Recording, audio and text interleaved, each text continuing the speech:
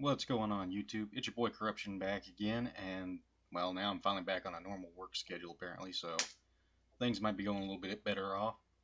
But doing things still differently once more, still getting used to a lot of this stuff. But I figured I'd do something for a video. Well, this time discussing a topic that most everybody on YouTube dreads about this time of the year. And, well, Call of Duty coming out once more with the newest iteration of Ghosts. And before the multiplayer reveal, I was pretty excited to see some new stuff on this game. After the fact, not so much, but hey, what can you do? But most people I've noticed anymore are using Call of Duty basically to hate on the franchise. It's now the popular thing to hate on, and it's Call of Duty is like the Justin Bieber of the video game world apparently. So, but years ago when it first came out with the original Modern Warfare for Call of Duty 4, things were a little bit different. It was fresh, it was new, and everybody loved it. It really took off, and I still remember the things that I enjoyed so much about it compared to other shooters at the time that I've been playing. And I don't know if people really remember too much on why it blew up as it did.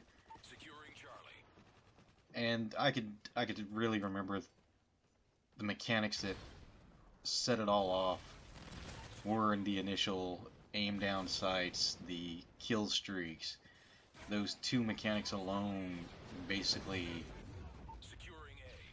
just explain Call of Duty, but they don't really cement the entire project, I think, or in some terms, because the kill streaks were really simplistic back then, but it was still pretty empowering to get so many kills in a row and then be able to call in a friggin' helicopter to do your bidding while you ran around on doing the grunt work. And there was now the added RPG element into the whole first-person shooter element, where you had the level up system now. You got your unlocks for your different weapons, and this new loadout selection of actually making your kits before you even go into combat. These were all some pretty popular and new things relatively in the video game world at that time. And what can you say? It worked really well, and they kept on with it with the iteration of World at War when they went from Infinity War to the Treyarch, before they started doing the little baton pass every year. And World at War, it wasn't horrible. I remember playing it when it first came out, and it was pretty decent. In the long run, no, it wasn't one of the greatest games I've played, but it was still okay. And Treyarch mainly just followed in the footsteps of what Infinity Ward had laid down in groundwork, and it worked all right for it. I mean, it did what it needed to do. It was just an enjoyable counterpart to the games. And we then seen the next iteration of the Modern Warfare series with Modern Warfare 2, and things started getting a little bumpy then. After Treyarch's little basically copying formula, the only thing they really changed in that formula with the kill streaks was basically making them more fitting for the time frame that they were going for in that World War II era. So changing the helicopter to dogs was, pretty self-explanatory. But Modern Warfare 2 came out and started adding in a whole mess load more kill streaks that at the time it sounded like an amazing concept. I mean, we were already blown away with the 3 kill streaks we would normally get, but now we'd have God knows how many kill streaks at our disposal, and we could pick and choose any of them to be our 3. And it sounded good, and it looked good on paper. In reality, the kill streaks, though, are kind of the biggest downfall to the current age of Call of Duty. Because I believe that a lot of the frustration that people have come from the kill streaks and the spawn camping that the kill streaks kind of promote. Once you get your first kill streak, then you just start stacking it up to unlock your other ones. You basically then just spawn camp an area with a chopper gunner or Reaper or whatever you may have at your disposal at the time. Like now, I believe it's the Lodestar that's just a pain in the ass. And it just kind of unfolded from Modern Warfare 2 onward. The next Treyarch game would come out would be Black Ops, and Black Ops still did the same thing that Treyarch had done with the original World at War. They basically just copy and pasted the formula from Infinity Ward. And then you just seen the Chopper Gunner and Dogs combo being the dominant kill streak force. Modern Warfare 3 comes out and changes up the load kit a bit, which I thought really helped out things, but a lot of people that had gotten used to relying on the kill streaks weren't really appreciative of some of the perks and some of the specialist class, especially. But what can you do? It worked out fairly decent, I thought. The game had its flaws, yes, but for what they were trying to do, I think it worked okay. It really kind of brought a balance back to the games. And, well, unfortunately, Treyarch didn't do what they normally do, and instead of copy-pasting the last formula, they decided to go a different route, which I don't really see working as well as most make it to believe. The game itself might not be the worst in history, but I don't really have much hope for it. The only thing I really did like out of the whole new system was probably the, I think they call it the Pick 10 system for the loadout. It was kind of a nice thing to be able to throw away some equipment and then add extra that you do enjoy using. So I think that was about the only thing that I took away from this iteration that really appealed to me. Other than that, there's not much for me to say about Black Ops 2. Now we're going into the next iteration for Modern Warfare. Oh lord. No, for Call of Duty Ghosts. And Ghosts, until I'd seen the multiplayer reveal, I was actually having a little bit more hope for kind of going to that Modern Warfare 3 route of bringing back a balance to the games. And primarily because I think I support the professional series, the pro circuit, or whatever you want to call it. I kind of really enjoy that about the Call of Duty games. And I think that's what's really been keeping these games coming out on a yearly basis and being bought up and just consumed like none other, is that this pro circuit is actually really helping basically the promotion of these games. And we'd seen it before with the Halo series until not too long back. The Halo series was dropped from pro circuits.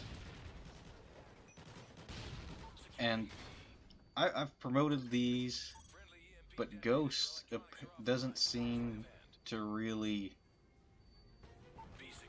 It doesn't seem well built for the pro circuit. And the one thing I took away from the trailer was the destructible environments, and now the killstreak heavy feel of it all.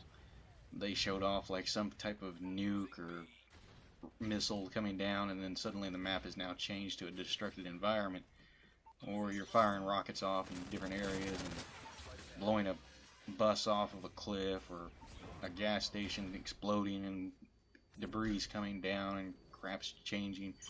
It doesn't bode well for the pro circuit aspect, because now you're bringing in too many variables to a match.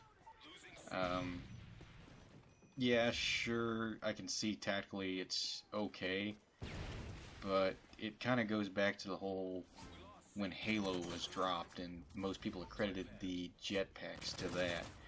You brought in too much unpredictability into it to make it enjoyable to watch and kind of appreciate the skill of these players.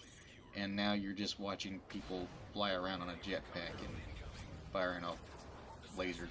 It really just kind of cheapened that pro experience, and it's kind of like how we've become accustomed to our professional sports that we do watch, basketball or baseball. These games don't change from any time during a year, and you'll hear most people complain about the Call of Duty series is that it just looks like it's the same thing. It feels like the same thing, and to an extent, that's what kind of helps it.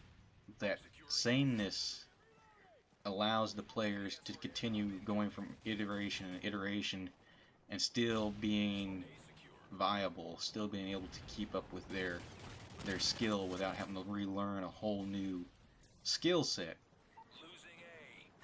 And it works really well because, like I say, in basketball or baseball, these games don't change. The rule sets may change here and there, and yes, you can tell there's a difference drastically in today's standard of like basketball compared to the 90s, 80s, 70s basketball. Uh, it just it's the same game, but things have been tweaked and changed enough, for better or for worse, however. And I believe that Call of Duty's kind of starting now to go that route of how basketball's gone to, where it doesn't seem as good. But with our pro circuits that we have now, they're promoting Call of Duty pretty heavily, and Activision itself has promoted its professional circuits and such with the COD championships, which it's been great publicity, it's been great exposure, and more people play Call of Duty simply because they kind of want to taste and feel how that game is to everybody else, because it's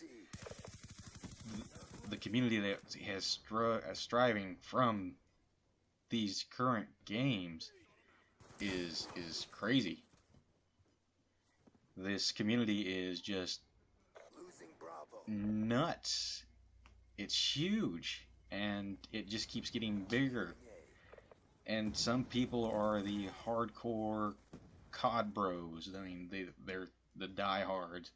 And then you got some that are just the newbies that just come in and trying to figure out the mechanics. And then you got your game battle guys, your guys striving to try and go from amateur to pro circuit. And you've got your pros. Your pros are on YouTube constantly streaming and uploading videos and doing scrim matches. It's insane. The community is probably one of the biggest video game communities I've seen outside of something like a massively multiplayer online role-playing game. I don't even think I'd seen this much fuss over World of Warcraft, but I'm not sure, I didn't pay that much attention for it. The game has exploded in popularity beyond what I believe anybody expected back then. When the original Modern Warfare came out, it was almost seen that the multiplayer may just have been a fun little gimmick, kind of how the other Call of Duties went. However, the original Call of Duty, or it might have been 2, did get some pretty good exposure for a quote-unquote pro circuit. I can remember that game being pretty popular on different television programs that would show, what was that show's called? I think it was called Arena on G4 or whatever channel it was on before. And yes, things like that, they would show Call of Duty quite a bit, but nobody really gave it the time of day. When it came to first-person shooters back then, it was still primarily Counter-Strike, Unreal Tournament, or Quake, something along those lines, which your pro players were known to be playing. and Modern Warfare hit, and what happened? It exploded on that professional scene that was just not expected from a game like Call of Duty. And now it's gone more of a, it's starting to get more of a Twitch-based shooter, which I'm not sure if it's helpful or hurting the franchise. For me personally, I kind of enjoy those faster-paced shooters, so I enjoy it because my style, as you're probably seeing, is really run and gun, reckless, and I don't really like sitting back and waiting for a lot to happen. Quake and Unreal were amazing games to me, and I kind of struggled with Counter-Strike, but I enjoyed it just simply because it was the competitive thing to do back then. But the differences between these games compared to Call of Duty, just to folks to it was insane. Nobody could have expected it to go as well as it did at that time, and for it to just keep snowballing and building up this momentum that it's gone to crazy proportions, especially after the announcement in the United States of pro gamers are now recognized as professional athletes. The pro circuit is just getting bigger, and Call of Duty, I believe, has helped that a lot. Halo did its part to start things off, and you had a few other games here or there, but with the yearly updates of Call of Duty, like any kind of sports game, it's kind of helped that sales of the pro circuit, because it's still, like I've said, it's the same game. The mechanics are still very similar. You're still getting but the slight rule tweaks and updates, and it just kind of keeps getting more interesting, because you might be looking at the same mechanic, the same gameplay, but you're still looking at it as an updated, newer experience, and that's kind of how I've been looking at it. So I've never really ragged too hard on Call of Duty for being the same game in a multiplayer sense. Single player campaigns, however, are a whole nother ballgame. First person shooter single players have long been stale and dormant to me.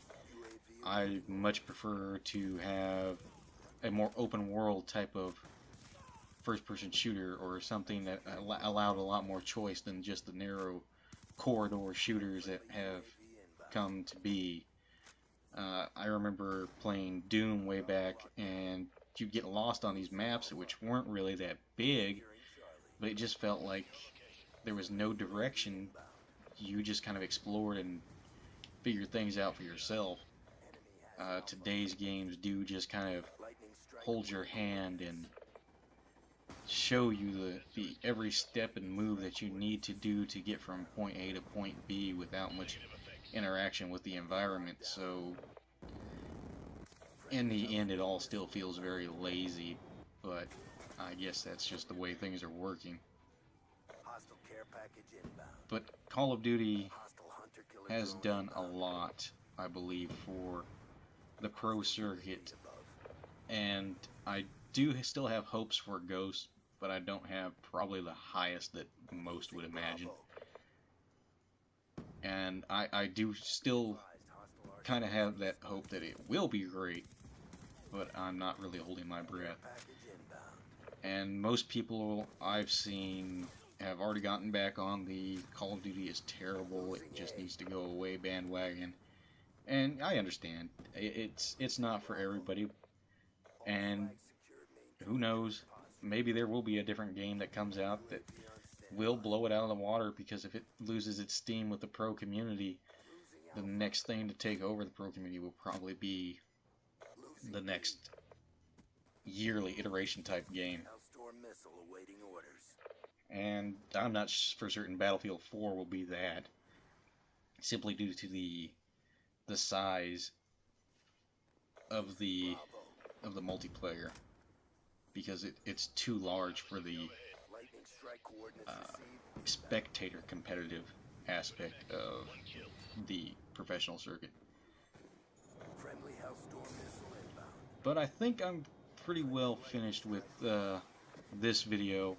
I'm gonna wrap things up. I just wanted to hit some high and low points of the Call of Duty series.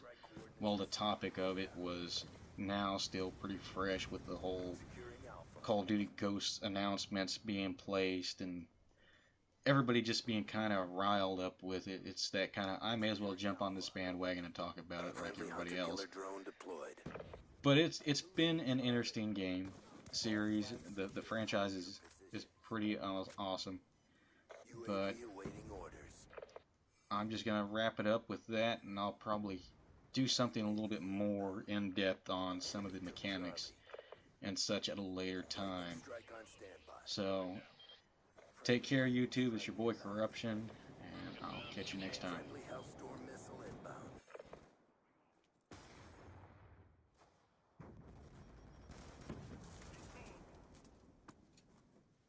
Keep up the pressure. Securing C. UAV on standby.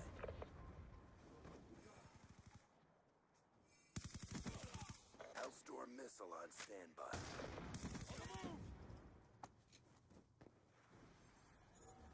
Vulcan 1-1 is wheeled up. Friendly lightning strike inbound. Losing Bravo. Negative effect. Friendly UAV inbound. Orbital VSAT online.